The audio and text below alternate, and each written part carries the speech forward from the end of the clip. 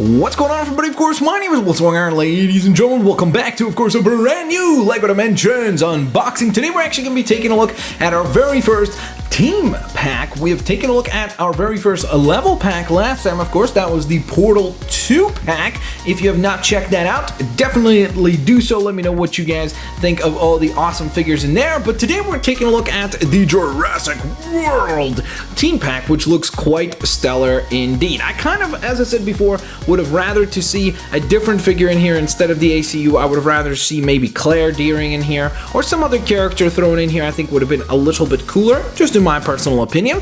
But the two additional items in here, as well as Owen, are quite awesome additions. We've got, of course, the Velociraptor plus the Gyrosphere. Now, of course, as always, if we take a look at the back of the package, we can also see that both the Velociraptor and the Gyrosphere have two additional forms to them. So we've got the regular Velociraptor, the Spike Attack Raptor, and the Venom Raptor, which almost looks a little bit like a Dilophosaurus, which is really neat. And then, of course, the Gyrosphere can take the Gyrosphere form, the Sonic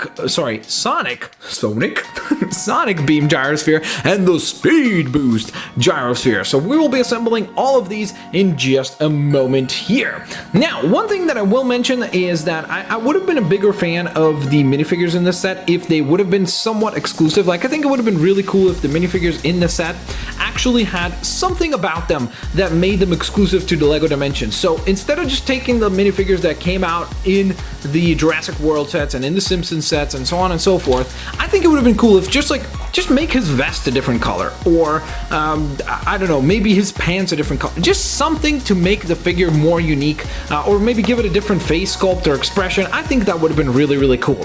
So with that being said, though, let's see what we have in here. So we have our first bag, which seems to have most of the parts for the Velociraptor, a lot of green there. Then we have another bag, which comes with all of our bases for all of our figures here, which look really cool. I'm guessing that's the base for, that might be either Owen, or maybe this one right here is Owen. Let's see. Huh, interesting. So did the ACU soldier not get his own unique base? It doesn't look, oh no, he does, there we go. All right, so we do have two unique bases right there, so that's really cool, but we'll take a look at that in more detail in a moment. Then, of course, we have our nice little instruction booklet, which actually, in this case, is only for, oh, is it only Owen? Oh no, okay, the ACU soldier, of course, or operative, and Owen. So those are going to be the two figures that we're going to build real quick, and then I'm also going to assemble the Velociraptor and the Gyrosphere into all of its different forms. So let's go ahead and do that, shall we? Alrighty guys, so here is the LEGO Dimensions Jurassic World team pack out of packaging. So let's focus first and foremost on the two figurines, or fully assembled I should say, because we had it out of packaging before. First and foremost, of course, the thing that probably most people are quite excited for is what do the bases look like. This is the one for Owen here, which looks very cool. I do like it quite a bit, but I have to say that I actually like the ACU one a little bit better. I think it looks really cool. I love that kind of honeycomb-like design in the back there. It looks very neat, and these kind of like scrapes on the side, and of course the lovely Jurassic World logo. I still will stand by the fact that I think it would have been cooler to have like Claire here instead of just a generic ACU soldier. I think that could have been a much more cool package.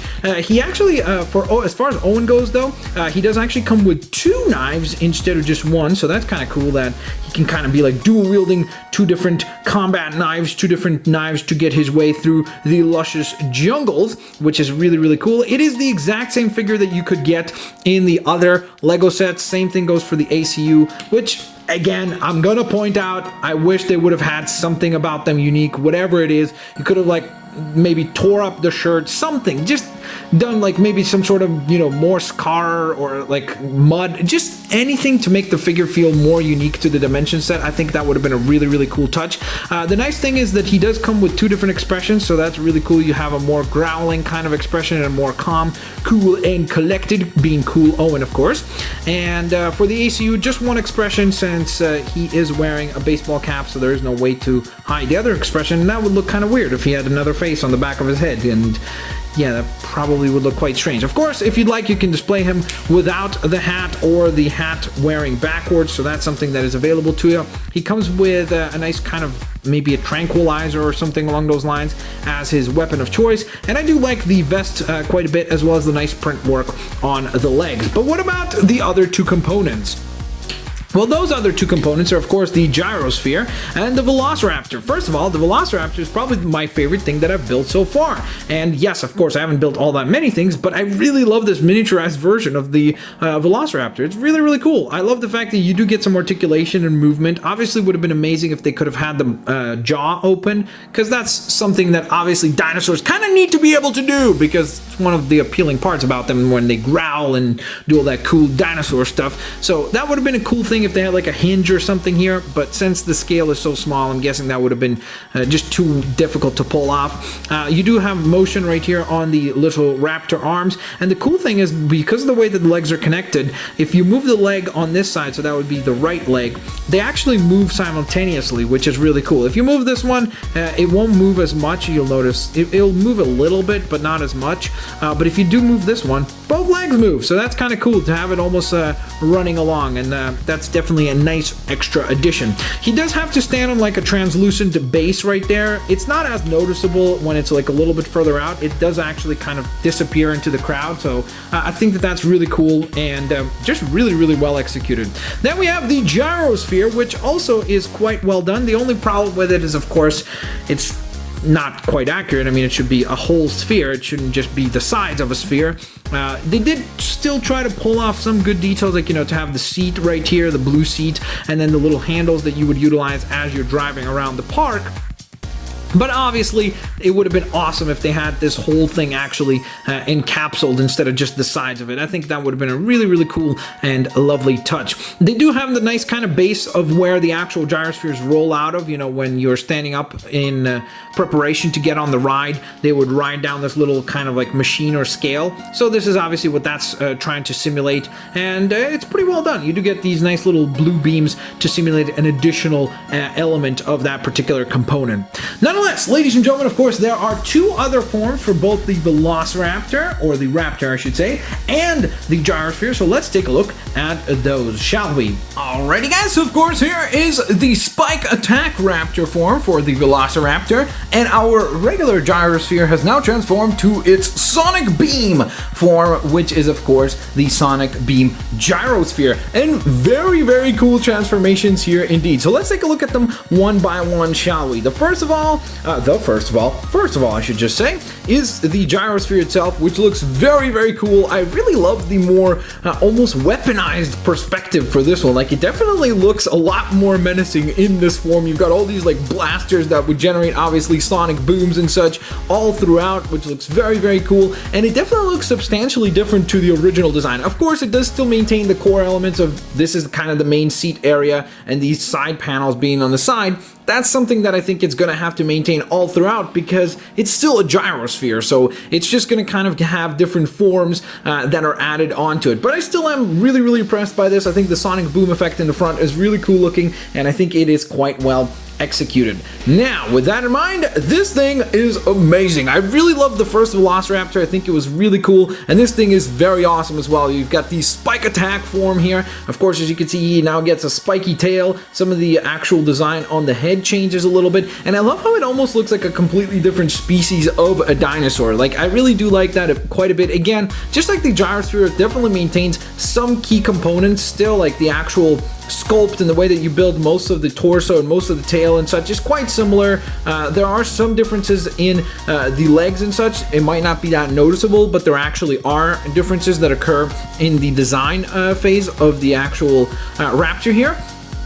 But I really love that the head, just like changing a tiny little component on the head, like adding this little extra thing, makes it feel like a different species of dinosaur. And I do like that quite a bit, because again, it makes it feel like you're not just adjusting a couple of bricks. It actually feels like a whole new build that you have now assembled. So I'm definitely a big fan of the way that the little Raptor has come out. But don't let him hear that, because he doesn't like to be called little. Nonetheless, ladies and gentlemen, there's still one more form for each one of these lovely gadgets slash vehicles, as well well as, of course, additional characters. And that is the Venom Raptor for, of course, the Velociraptor. And then last but certainly not least, we're going to get that Gyrosphere speed boosted. So let's find out what those to look like. So here we are with the Venom Raptor and the speed boosted Gyrosphere, and my oh my were these cool to build, especially the Venom Raptor here. I have to say that the Venom Raptor really impressed me. I love the fact that we've essentially just built a Dilophosaurus. Like,